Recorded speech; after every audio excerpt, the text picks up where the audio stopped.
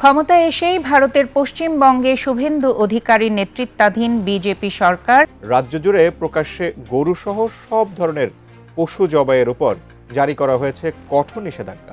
গরু বিক্রি না করলে আমাদের চলবে না। 14 বছর পরে গোমাতাকে খাওয়া যাবে, তাহলে এই 14 বছরের জন্য কি শুধু তোমাদের গোমাতা? এই বিকল্প রাস্তা বার করে দিক, নইলে তো আমাদের মরা ছাড়া কোনো লাইন নেই। এক্ষুনি যে তাহলে হচ্ছে গলায় দড়িতে মরলে ভালো হয়। তো সরকারকে বলবো এইভাবে না মেরে আমাদের হাতে বিষ তুলে দেখ। গরু হত্যা বন্ধ হয়ে যায়। তোমরা তো গরু পুষো, গরুগুলোকে কি করবা? গরুটা আছে না না কাকা, লাইন আসে, যে গরুটা আছে তোমার সেই গরুটা কি করবে কাকা? আমার 5 লাখ টাকা লোন নেওয়া, সব মহিলারা এসছে আমার বাড়িতে, এসে বলছে লোন শোধ করো। আমি কি করে করবো? শুভেন্দু অধিকারী এসে তুই গদিতে বসে আছিস, তুই কি করছিস? তোমরা কেন, তোমাদের তো মাথা, তোমরা কেন বিক্রি করতে আসছো?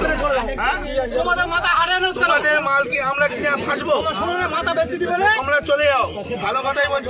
নবান্নের ক্ষমতার পালাবদলের পর গেরুয়া শিবিরের নেয়া প্রশাসনিক সিদ্ধান্তে এই মুহূর্তে খাদের কিনারায় এসে দাঁড়িয়েছে পুরো পশ্চিমবঙ্গের গ্রামীণ অর্থনীতি। রাজ্য জুড়ে এখন এক অভূতপূর্ব এবং ভয়াবহ স্থবিরতা।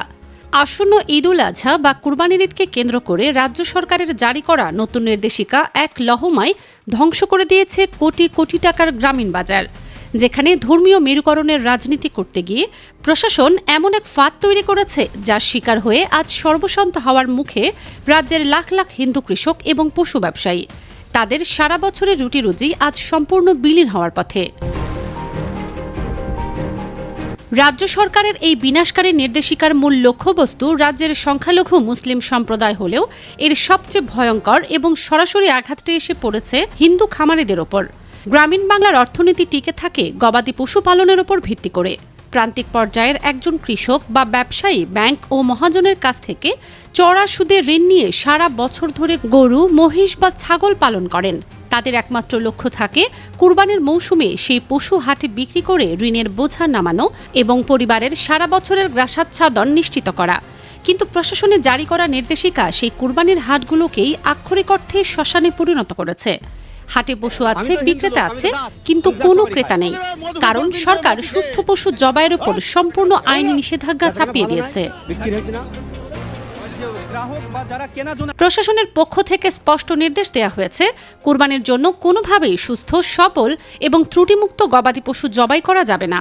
নতুন নিয়ম অনুযায়ী কেবল বয়সের ভারে নুয়ে পড়া, রোগাক্রান্ত, বিকলাঙ্গ অথবা প্রজনন ক্ষমতায় অক্ষম পশুকেই জবাইয়ের অনুমতি দেওয়া হবে এবং এই পুরো প্রক্রিয়ার জন্য সরকারি পশু চিকিৎসক এবং স্থানীয় প্রশাসনের কাছ থেকে একটি লিখিত ফিটনেস বা আনফিট সার্টিফিকেট সংগ্রহ করা বাধ্যতামূলক করা হয়েছে। এই আইনি মারপ্যাচটি অত্যন্ত সুপরিকল্পিত। ইসলামী শরীয়তের বিধান অনুযায়ী কুরবানির জন্য নির্বাচিত পশুকে হতে হয় সম্পূর্ণ নিখুঁত এবং সুস্বাস্থ্যের অধিকারী। অন্ধ, খোড়া বা অসুস্থ পশু দিয়ে ইসলামে কুরবানি দেয়া কঠোরভাবে নিষিদ্ধ। প্রশাসন সরাসরি কুরবানির উপর নিষেধাজ্ঞা জারি না করে আইনের এমন এক গোলকধাঁধা তৈরি করেছে যা মূলত মুসলিমদের সুস্থ পশু কুরবানি দেওয়ার পথকে চিরতরে বন্ধ করে দেওয়ার একটি নিখুঁত ব্লুপ্রিন্ট। এই অগণতান্ত্রিক নির্দেশিকা অমান্য করলে নাগরিকদের জন্য অপেক্ষা করছে চরম পরিণতি। সরকার অত্যন্ত কঠোর ভাষায় জানিয়েছে, সুস্থ পশু জবাই করলে অভিযুক্তকে সরাসরি 6 মাসের কারাদণ্ড এবং মোটা অঙ্কের জরিমানা দিতে হবে। পরিস্থিতি আরও ভয়াবহ রূপ নিয়েছে পুলিশ প্রশাসনকে দেয়া নতুন এবং সীমাহীন ক্ষমতার কারণে। এই নির্দেশিকা কার্যকর করার অজুহাতে ঈদের দিনগুলোতে মুসলিম অধ্যুষিত এলাকাগুলোতে বিনা পরোয়ানায় তল্লাশি এবং গ্রেপ্তারের ছাড়পত্র দেয়া হয়েছে পুলিশকে। অর্থাৎ উৎসবের দিনটিতে সাধারণ মানুষের বাড়িতে পুলিশের সাইরেন এবং বুটের শব্দ শোনা যাওয়ার এক শ্বাসরুদ্ধকর পরিবেশ তৈরি করা হয়েছে। ধর্মীয় উৎসব পালনের অধিকার কেড়ে নিয়ে সাধারণ মানুষকে চরম ভীতির মধ্যে ঠেলে দেওয়া হয়েছে। তবে এই রাজনৈতিক দাবার চালে সবচেয়ে বড় বিপর্যয়ের মুখে পড়েছেন সেই মানুষগুলো যাদের কথা নীতি নির্ধারকরা ঘুণাক্ষরেও চিন্তা করেনি। আজ রাজ্যের লাখো হিন্দু কৃষক বুঝতে পারছেন না তারা কি করবেন। সারা বছর ধরে সন্তানের মতো লালন পালন করা লাখ লাখ টাকার গবাদি পশু এখন তাদের গলার ফাঁস হয়ে দাঁড়িয়েছে। বাজারে বিক্রি শূন্য, ব্যাংক ও মহাজনের ঋণের চাপ প্রতিদিন বাড়ছে। বিক্রি না হওয়া এই বিপুল সংখ্যক পশুর দৈনন্দিন খাবারের যোগান দেওয়ার সামর্থ্য আজ এই দরিদ্র কৃষকদের নেই। রাজনৈতিক ফায়দা লুটতে গিয়ে শুভেন্দু অধিকারীর সরকার আজ হিন্দু সম্প্রদায়ের এই বিশাল অংশের পেটে লাথি মেরেছে। চরম অর্থনৈতিক হতাশা থেকে এই ব্যবসায়ীদের মধ্যে তৈরি হচ্ছে তীব্র আক্রোশ। ছাড়া কোনো লাইন নেই। এক্ষুনি যে তাহলে হচ্ছে গলায় দড়িতে মরলে ভালো হয়। তো সরকার পরিস্থিতি এতটাই নিয়ন্ত্রণের বাইরে চলে গেছে যে হিন্দু ব্যবসায়ীরা এখন সরাসরি রাজ্য সরকারের বিরুদ্ধে বিদ্রোহ ঘোষণা করার প্রস্তুতি নিচ্ছেন। গ্রামীণ অর্থনীতির চাকা বন্ধ হয়ে যাওয়ায় খামারিদের বিভিন্ন সংগঠন ইতিমধ্যেই একজোট হতে শুরু করেছে। তারা অত্যন্ত রেগে এবং ক্ষেপে গিয়ে জানিয়ে দিয়েছেন শুভেন্দু অধিকারী এবং মোদী সরকারের এই আত্মঘাতী সিদ্ধান্ত অবিলম্বে বাতিল না হলে তারা রাজ্যের প্রশাসনিক ভবন ঘেরাও করবেন এবং বৃহত্তর আন্দোলনে নামবেন। ধর্মীয় বিদ্বেষের রাজনীতি যে শেষ পর্যন্ত বুমেরাং হয়ে খোদ সরকারের দিকেই ধেয়ে আসবে তা হয়তো নবান্নের কর্তারা কল্পনা করতে পারেননি। সংখ্যালঘুদের ওপর এই নগ্ন হস্তক্ষেপ কেবল কুরবানির নির্দেশিকাতেই সীমাবদ্ধ নেই। রাজ্যের মুসলিমদের দৈনন্দিন ধর্মীয় আচার পালনের ক্ষেত্রেও নেমে এসেছে অঘোষিত পুলিশি আগ্রাসন।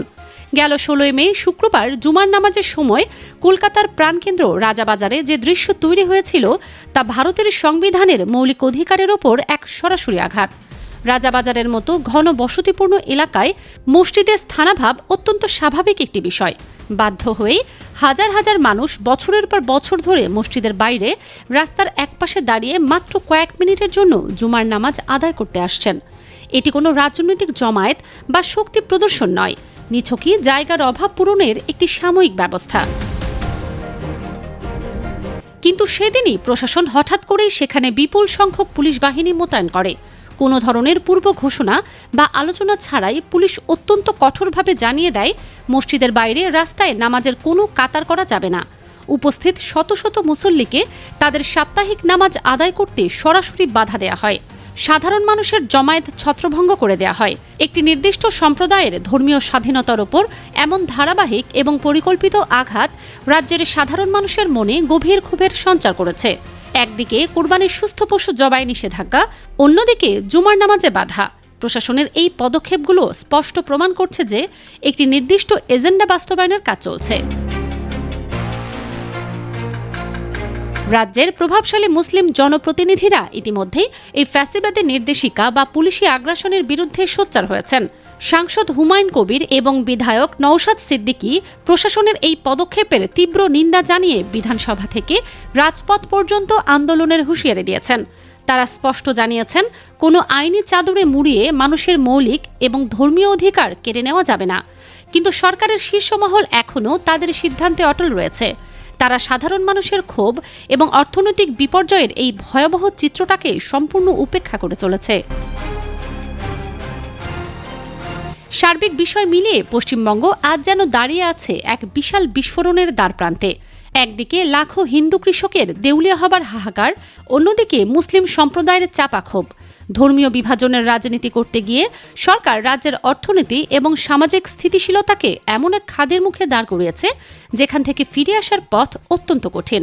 সাধারণ মানুষের পেটের খিদে এবং ধর্মীয় অনুভূতির ওপর আঘাত যখন একসাথে মিলে যায়, তখন সেই সম্মিলিত রোষানল যে কোনো অহংকারী প্রশাসনকে ধূলিসাৎ করে দেওয়ার ক্ষমতা রাখে।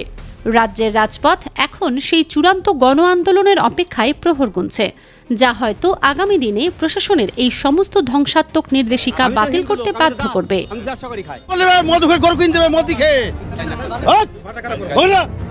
ভালো নাই, বিক্রি হয়েছে না, গ্রাহক বা যারা কেনার জন্য